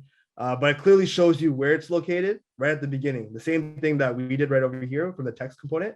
These people did it right here. They specified how many rooms are there and how many bathrooms are there, what city it's located in, and how much it's currently going for, right? You don't have to put it all. I feel like if you put too much text, it just takes away from the beauty of the post, the beauty of the visuals, right? As you can tell from this example, it's really simple, right in the middle. And this is all the outside and showing exactly what the house looks like, right? And then if you want, you showcase other parts of the house by saying an island's available or this is available, et cetera, et cetera. And in the caption, I'm going to specify this part too later on. But in the caption, he clearly breaks down the details in regards to that. How big is the lot? How big is the home? What is it currently going for? It has a detached garage, et cetera, like how you should reach out, where to reach out to. These are examples that I would definitely consider looking at. Literally straightforward in the sense of explaining where it's located, what you get in it, and how to reach out to the person by putting all his details here with his phone number and his email address, right? Similar component, phone number, email address, and literally specifies everything about the house, right? So in my case, with this one I'm currently working on right over here, I would specify there's 6 rooms, there's 2 washrooms, it's located in Toronto, etc. It's currently this big, and price value, not everyone puts it in there. You don't have to if it's up to you. Some people, yeah, sorry, kind of go ahead. Oh, sorry. Also on top of that, for pricing, you don't have to specify that. It's not really, some people don't, so you don't have to do that. But you also put down like who to reach out to, where to reach out to, and how to get a hold of people. So those are certain things you can consider. I'm going to go back to the one that we're currently working on over here. So like I said, this is a real concept. So you have the text on top of it. For the entire video itself, you can obviously highlight the main parts of the thing. So I'll put text down for washroom. I'll put text down for the bedrooms. I'll put a text down for et cetera, right? So you're going to do text for all of them just to kind of highlight it, or you can keep it as simple as this individual right here. And you can literally just put the pricing of what it goes for, where to reach out to, and keep it as simple as that. You can do it that way as well. The top part right over here, these are icons that you could definitely take a look at. Right over here. So this one right here is the button that you press when you want to save the video. When you press that button at the very top, you're saving the video, and it's going to show up. It's going to show up in your camera roll, which is right over here. This is your photo gallery area. It's going to show up right in there. So you want to make sure if you ever want to save it to you post it up on Facebook, et cetera, you can always click that over here. This option is your music option, right? So if you ever want to add music to it, it gives you the option to do so. So you literally go to the bottom, right? You click any type of song that you feel would be useful. Say for instance, is key. Music is very important. Music is key. Yeah. Take a look at all the other videos, see what is trending, right? Don't just put any music you want. See what is trending, because there's other individuals that they search up the music to see what videos are there. So you want to use something that's trending. You want to use something that's contemporary and new. So you're in line with the trend that's happening at this time, this week, this month. Like Supendra it taught me a lot. When a very famous TV show came out, he quickly added in the theme song of that TV show. And I think we were probably the first individuals that were using it within the first, I think, 4 days of that famous show coming out. So things like that, you want to be in line with what's happening at the moment. Music is key. Yeah. Music is key. So like obviously it's more in the context of the type of video. So this is obviously a bit more soothing in the sense of a naked eye watching this.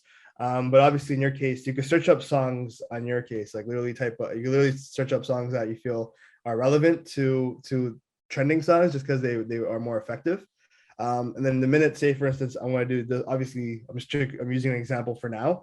So I'm clicking that one right here, and then it shows you what part. You could pick out any part of the song that you like. This is just a random example. Again, feel free to choose songs that are trending or songs that you feel would work with the movement of the video, right? So obviously something like this, like you want to make it a bit more straightforward. You could pick a part of the song that you like, right at the very bottom over here, and then when you literally any part of the song, when you do that, you have the option to do so. And all you gotta do is press done at the very top.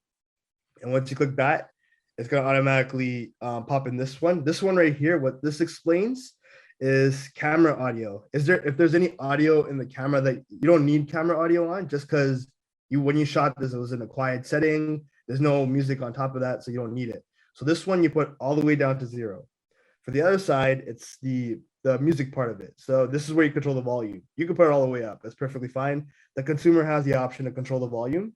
So when you do it at 0, that's perfectly fine. Some people on top of that, they do sound. If you want to, you don't really need to do this for real estate purposes. These are various options that they consider as like sound effects. You could, it's up to you on what you want to go about it. But this is another option right here is voiceover at the very left bottom. What some people do is that they record their voice over the video. So instead of adding, you could add the text component, but if you also want to add your voice specifying Here we have a beautiful home located in Toronto, within the intersection of so-and-so. A recently renovated house that has pot lights and a spacious backyard. And you could talk over it if you like. That's this button over here. If you click that, you're literally recording your voice on top of the video. You may have seen this on social with other people doing it. It's literally, they're clicking on that button. And when they do that, they have the option to record their voice. So here they can specify what they're doing that. So all you gotta do is press the red. You guys have done this on WhatsApp multiple times, right? So you literally press the red and you start talking over, saying, this is a spacious home located in Scarborough, Ontario. It has this and that. It's located in this region, et cetera, et cetera. So as you can tell, this bottom part right here, this is the part where you recorded. You don't have to talk for the whole part. You can do, you can do parts where it's to that specific location and going from there.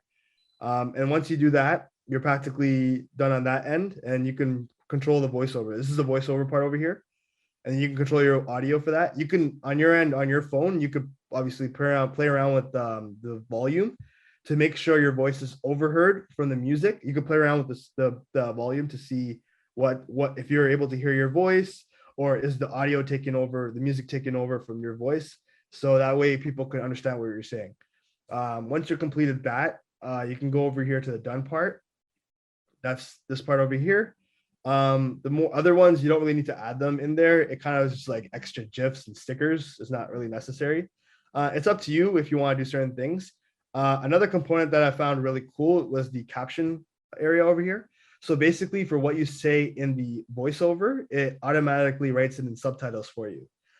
This is a creative way that a lot of people can consider, just because, so say for instance, in this video, I spoke the entire minute, and I want to use the caption to highlight what I said.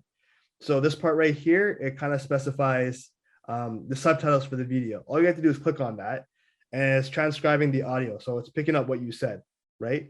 So when you picked up the audio for that, the audio that you used for that video, it could automatically give you subtitles in the video. You don't need to do that. It's up to you if you want to, but it's not necessary.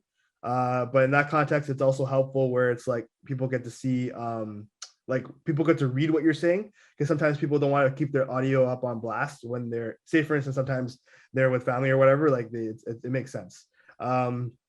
This one right here, it's it's like marker based, so you don't have to worry about that. It's up to you. You can get creative with it if you want. It's not really necessary. And this part right here was the AA. That's the text, obviously, right here. You can type whatever you like. You have various type of fonts you can work off of, and they're fairly straightforward. And then once your video is basically done, you go to next at the very bottom over here. And then once you do that, you have the option to post your caption up here, right? So I'm not going to go full in depth with it, but obviously it's going to be very straightforward in the sense where it's like, this property is located in Toronto, spacious home, for your needs, et cetera, et cetera. Obviously, you can elaborate a bit more on the context. This is a layout that I really like that a lot of people do use. I would definitely consider doing something like this. And when you do this, it's just because it's spaced out, right? It's not a massive block of text. It's spaced out in the sense of reading first sentence, reading second sentence, right here, like reading first sentence, reading second sentence, details about the property, how to reach out to the person. Look, that one I wouldn't consider. This is a bad example of what I would say no, just because no one's gonna have the time of day to read through this like this. It's a lot to read. The video itself should explain what the purpose of the video is about. Having this text on the side like this, no one's gonna look through all that, read it, and reach out to you. It's very tough to read.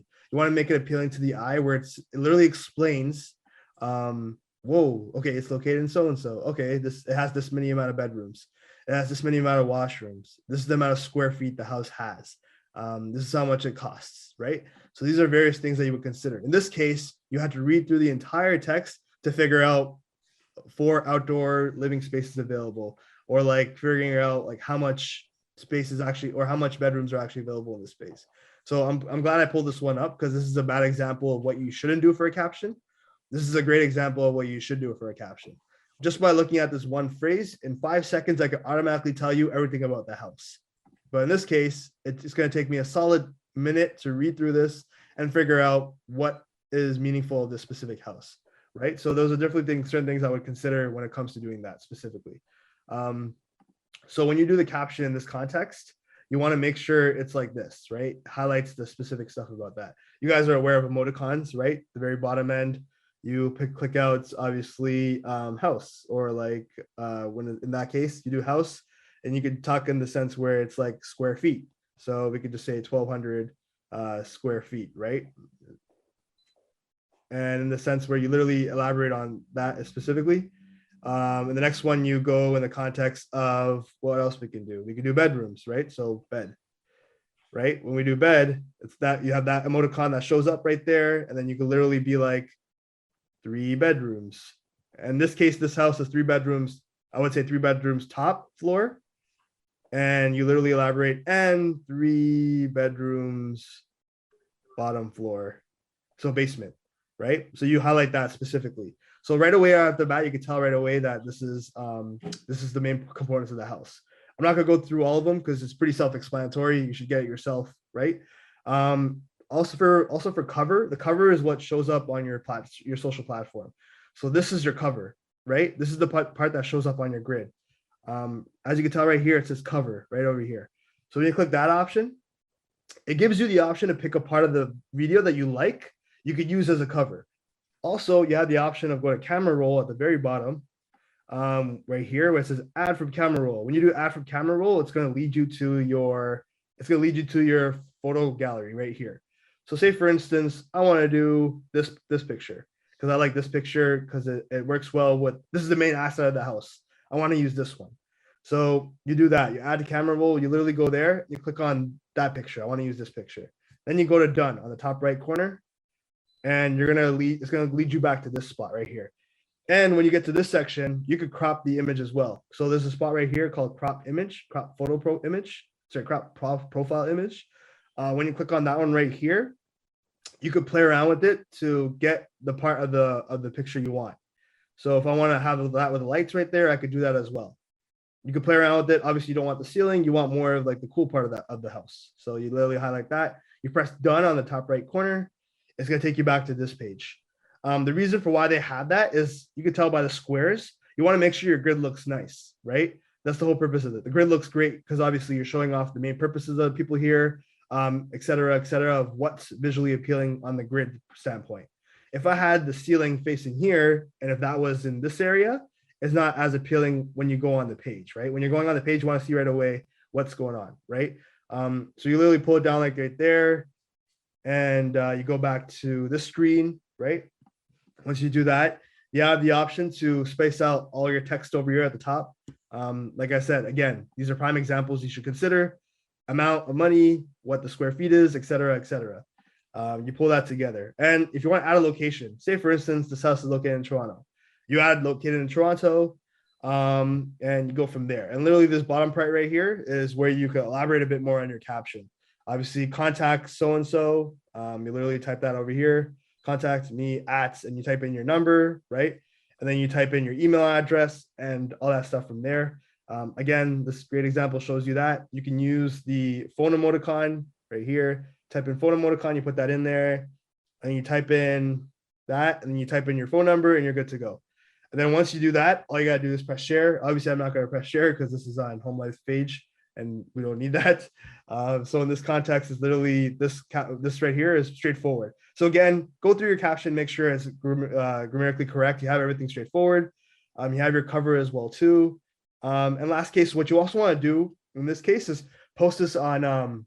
If you're interested in posting this on Facebook as well, you're entitled to do that. You're literally in the sense where it gives you an option on your phone where you can link it and you can go from there. Another option, if you don't want to do that, is you literally press save over here, save without audio. You can use the same audio on Facebook, right? So you're literally, let me go back to that right here, sorry. So this part right here, I'll explain it again. So you're literally going up here in this context. See those arrows at the very top? You could literally use that to, when you press this one right here, that's the one where you save, where it goes to your gallery. The reason for why you do that one is because you want to save it and you want it to go to your photo gallery. So you do this, you save it. Again, you can use the exact same audio. So it's on Facebook as well. because I know a lot of you guys, you have a heavier presence on Facebook compared to Instagram. So it might be easier to, you literally copy the exact same video. And once it's up on your photo gallery, so it's saved. Once it's up on your photo gallery, you literally go to your photo gallery and you go to your reels. Let me do that again. So you literally go to your photo gallery and you go to your reels right here, and it takes you to this section, right? Once you get to this section, you press on the video that you want over here. So that's the video I want, the exact same video right here, right? But everything's perfect. But remember, the audio doesn't work. These are for copyright purposes. That's why the audio doesn't automatically come on with the video, because for copyright purposes, they want to make sure they give credit to the person who wrote that song. So in your case, all you have to do is the exact same format as Instagram. You literally go on audio, right? Then you go add music, and you have the option to pick whatever you want. Sorry, if you want to choose a different song, you can do that. In this case, there's a lot of relevant songs that are, these are songs that are currently trending, which is great. You can literally use any of these songs in your context. I'm going to use Pharrell Williams, right? So you have Pharrell Williams song. On top of that, you could pick out a part of the song that you like, and you're like, all right, I like this part of the song. You use that, you go to done. Once you go to done, you go to next. And the same caption that I used for Instagram here, literally you go copy, and then you go to here, you go copy and paste, and it's the exact same thing. However, in this case, obviously you can space it out where it makes more sense right there. And for this perspective, it's a little different because they don't allow you to space it out, because obviously it's spaced out here, but it isn't here. So in this case, what I would consider doing is making it as straightforward as possible, explaining where it's located, the main purposes of the house that you like, and how to get a hold of you. So that way, when people see it, they can automatically reach out to you. And once you do that, done, and you press share reel, and it'll automatically pop up on your Facebook feed. And again, this is for the reel perspective. You can also post a video through here as well, where you pressed. This is another option, because this is a new component that Instagram recently brought on. Right here, sorry. This is a real component that Instagram recently brought on. But another way you could also post that exact same video is by clicking what's on your mind. You literally go to photo/video. Once you click that, you're literally going to the video that we just worked on right now. You click on that one, and then you go to done. Once you do that, it takes you to this page right here. You add your caption in this section right at the top. When that's done, you literally have the video ready to go here.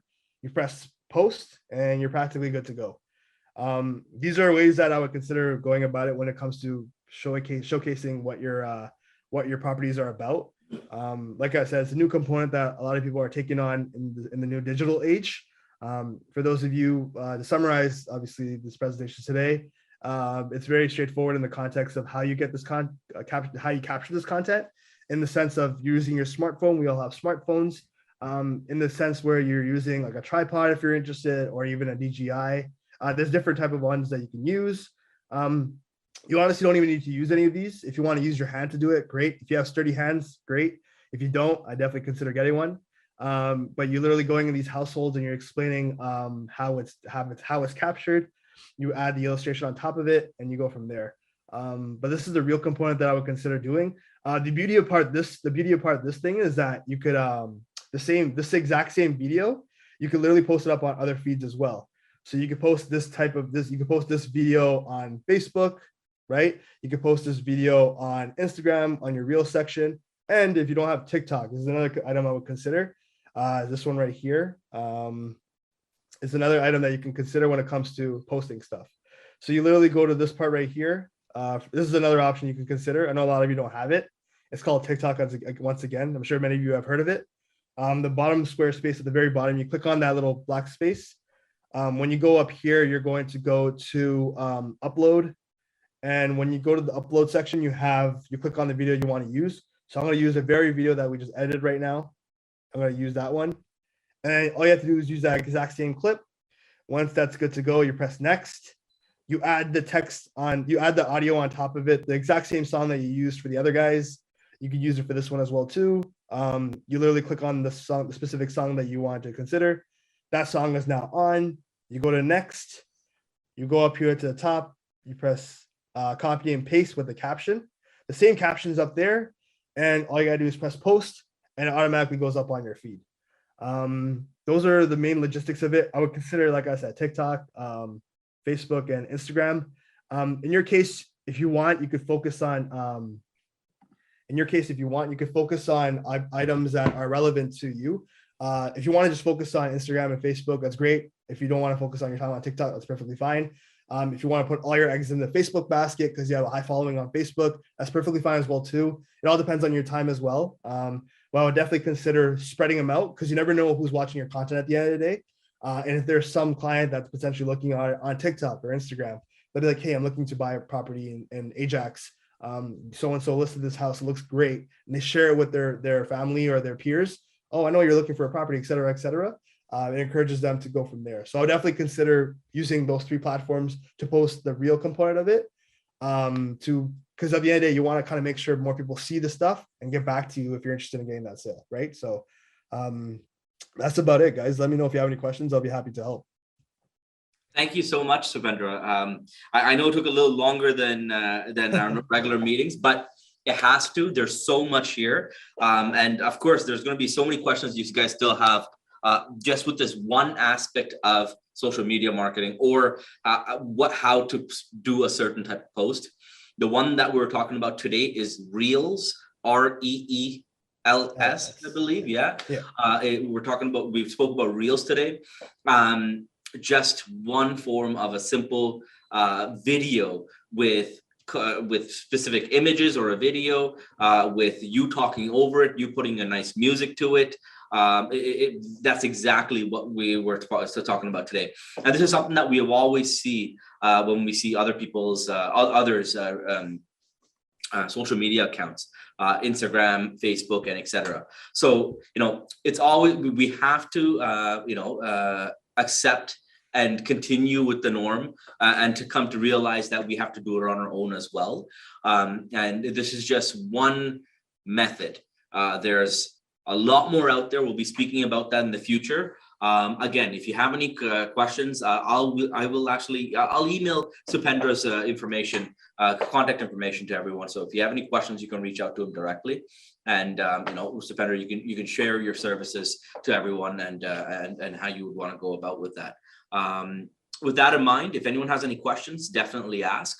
I see that Kumresh has his hand up there. If you want to go ahead. If not, not a problem. Anyone have any other questions? Hi, Supendra. This is Amipa. I have a question. When you're putting a video in Reels, I know, say for example, when we're having an open house, the video, how they go fast, they walk in, then they slow down the main areas. I know that we could do it in video editing, but is there a way we could do it in Reels too, just a raw video that we capture it? Yeah. The part where the whole thing is one whole clip. Yes. And they go to the part where the beginning part of it's faster, but the minute they get into the living room, it slows down, right? Yes. That's what you're referring. Yeah. So Reels specifically, they don't do that. There's an app that I'll tell you right now. It's called you can type it down on your end. Yes. You know what? I'll type it on the chat box. Yeah. So it's called Slow Fast. So the way that it's an app that you can use, you literally click on that video, and then you have the opportunity to slow parts of the video and make parts of the video fast according to what you want to do. Okay. It could be as simple as you talking in front of a house. That part you obviously don't want to speed up because you're talking. The part where you're walking into the house, you could speed it up, right? And the part that you're enter the living room, you could slow it down a bit more so people could see how it looks like. Yeah, that's awesome. Can you show to us in your phone that how the apps looks like? Yeah, let me pull up an option on my account. Yeah, so this is so I'll do it right now. This is like a video option that let me just adjust it to what it was. Thank you. You're very welcome. No worries. One sec.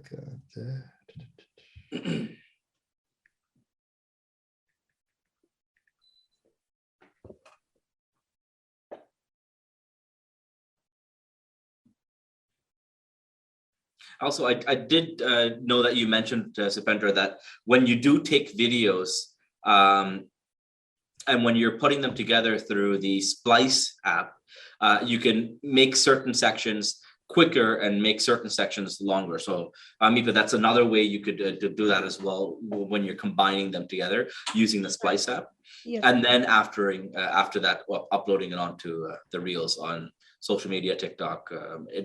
Yeah, I know the Yeah. video section, but Reels, I don't know the timing. I Mhm. thought if there's a way that we directly do slow down and speed it up some certain portion, that's what I was If it's quick enough, Supendra, you can show it here. No, or you might always make me. show it You later might make on. me a host. I need you need Yeah, to make sure. me a host. Yeah. I don't know why it took me off again. There you go. Perfect. I want to respect everyone's time. I know that we're a half No. hour after our session, but we'll make this. Oh, quick. really? Sure. Yeah, So, that's fine. That's fine. So this is the app called SlowFast. This is the exact same video that we used. So you see these dots at the very bottom. That's what controls the part of your video. So say this is the very beginning part of the video, right? So if you want to increase the speed, it increases the speed, right? If you want to lower the speed, it lowers the speed. Like I want to bring it down a little bit, right? And then see this part right here? I'm using my finger to play Yeah. around with that little white anchor over here, right? So this is me playing around with that. So if I want to make this part slower, I can make it slower, right? Okay. If I want to make it faster, I can make it faster, right? So this is, see that black line right there?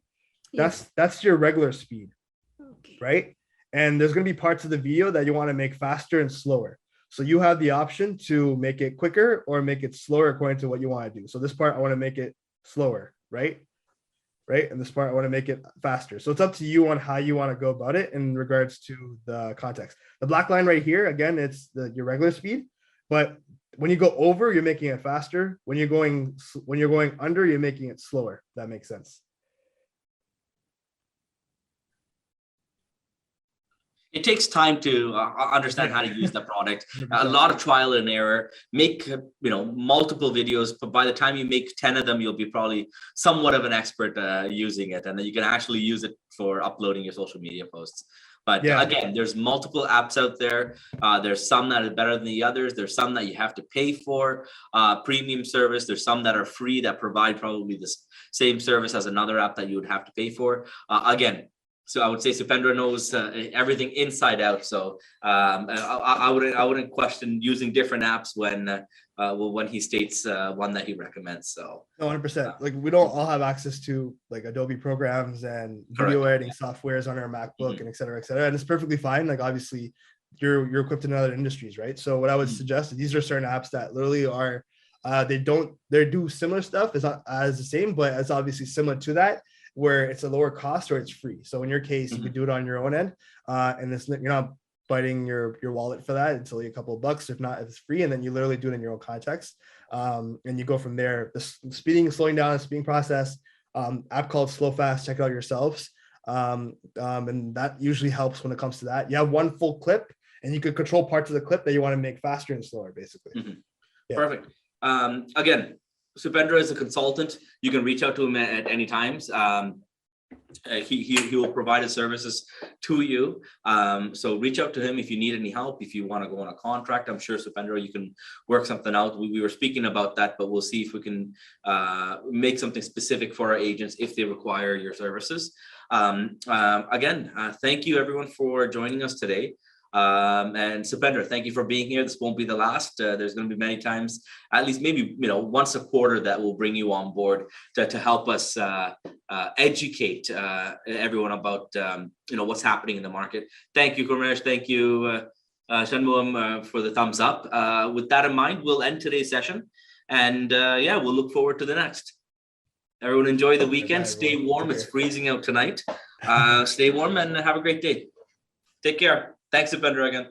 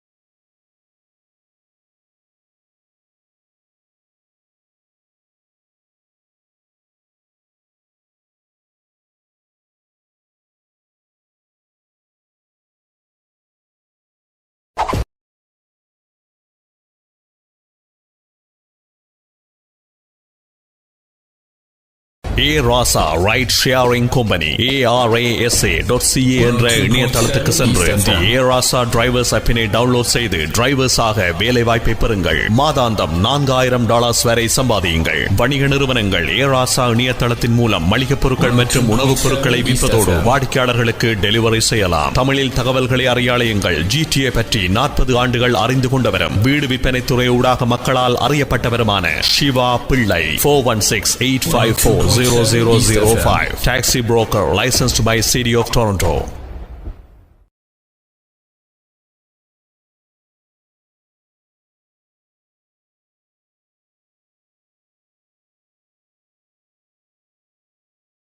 A Rasa Ride Sharing Company ARASA.ca என்ற இணையதளத்துக்கு சென்று The A Rasa Drivers App-னை download செய்து டிரைவர்ஸாக வேலை வாய்ப்பை பெறுங்கள். மாதாந்தம் $4,000 வரை சம்பாதியுங்கள். வணிக நிறுவனங்கள் A Rasa இணையதளத்தின் மூலம் மளிகைப் பொருட்கள் மற்றும் உணவுப் பொருட்களை விற்பதோடு வாடிக்கையாளர்களுக்கு டெலிவரி செய்யலாம். தமிழில் தகவல்களை அறியாளையுங்கள். GTA பற்றி 40 ஆண்டுகள் அறிந்து கொண்டவரும் வீடு விற்பனை துறை ஊடாக மக்களால் அறியப்பட்டவருமான சிவா பிள்ளை 416-854-0005 taxi broker licensed by City of Toronto.